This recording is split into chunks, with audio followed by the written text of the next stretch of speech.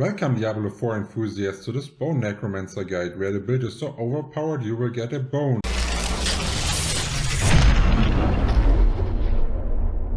So right here we are in the Diablo 4 build calculator, which allows us to theorycraft beta builds.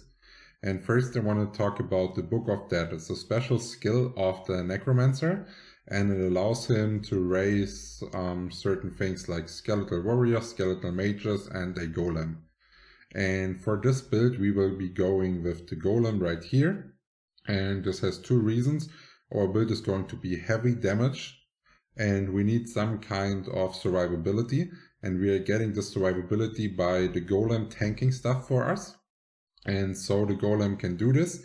He needs to drain life from nearby enemies, and the golem can absorb 15% of the damage that you are taking.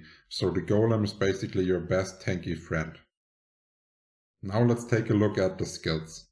For the basic skills we are going with the bone splinters. They will generate 5 essences. It's not the best, but if we're going more into the enhanced route, we are seeing we can deal a bit more damage while we are above 50. That's also not the perfect reason why we're doing it, but this is it. Hitting the same enemy at least a number of times with the same cast of bone splinters grants us bonus critical strike chance, and you will realize later how important the critical strike chance is for us in our build. Then we are going to our core skill. The core skill Bone Spear is what makes this build so great and is our main source of damage. And this is also the reason why we are speccing into unliving energy, not because we need the free essences, just so we can unlock the imperfectly balanced right there. This means our core skills are a bit more costly, but they also deal 30% increased damage. And if you're taking a look what else we are taking with Enhanced Spear, means when it is destroyed, you will dealing 10% damage each as well. This is a good part, and here we are already at the critical strike chance again. And if we are getting a critical strike on it, it will cast additional bone shards. So like critical strike is really important in this build. Then in the Macabre tree, we are going with the Bone Prison. The Bone Prison is one of our CC spells that we are using to keep a elite pack, for example, at its place, so we can damage it from a safe distance. And we are speccing into the enhanced bow prison, which means we can also use it in AoE groups to basically instantly fill our essences back up. And then we are having another important part about the prison.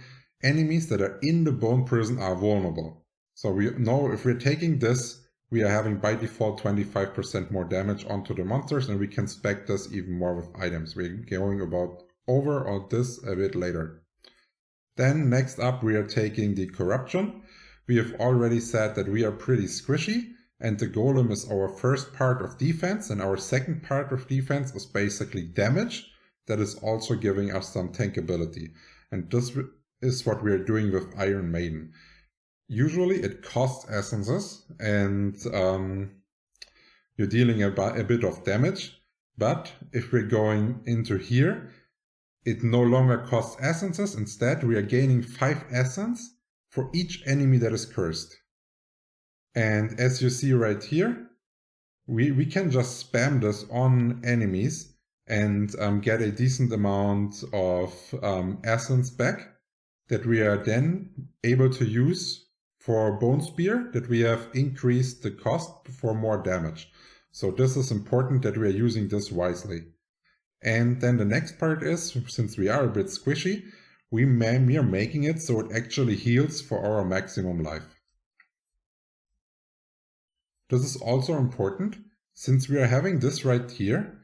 On your armor, you want to have max life percentage jewelry. This is not jewelry, the socket stones. Those are the red ones. Then next up we are having the Bone Spirit.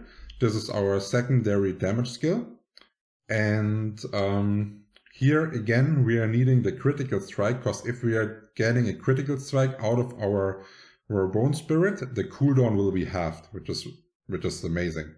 And lucky, it gives also a 10% critical strike chance via the passive, so the chances, if we're going into the critical strike route, are pretty high that we're actually doing a crit.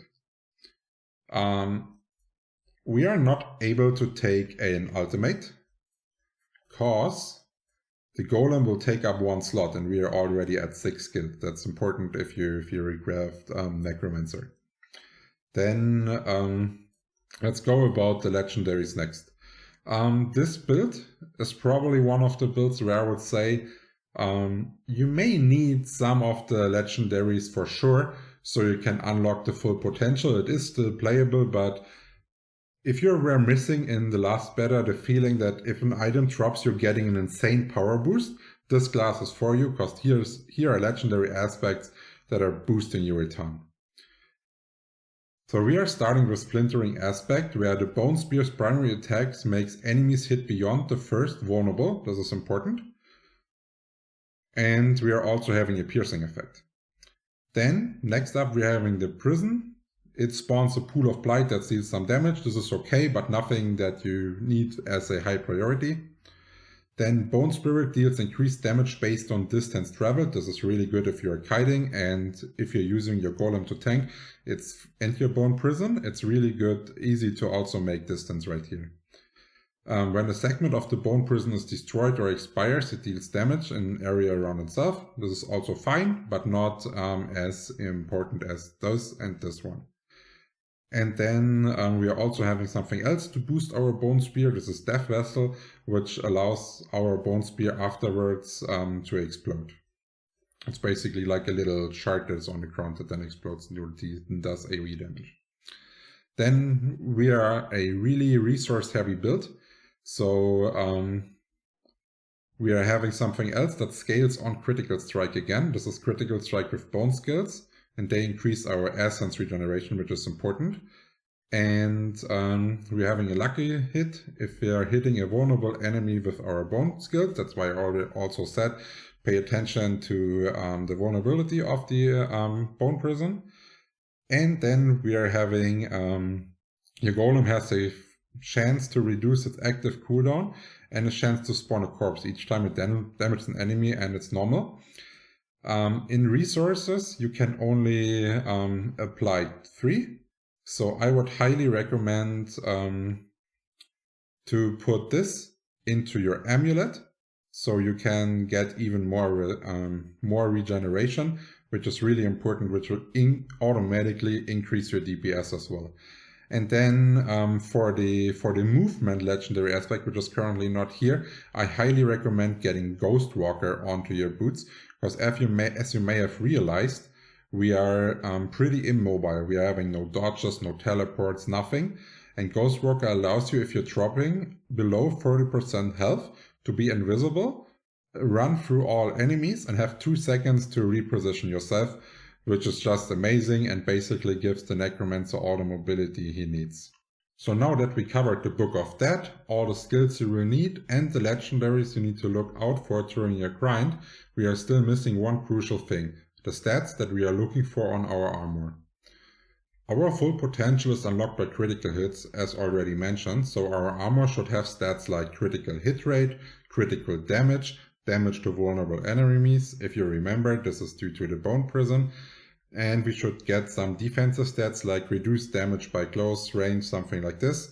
And what is also important, we should get elemental defenses on our parts, so about 30% each. Of course, you will not get all the rolls on the same part, which is pretty unlikely. This is just a best case scenario described here.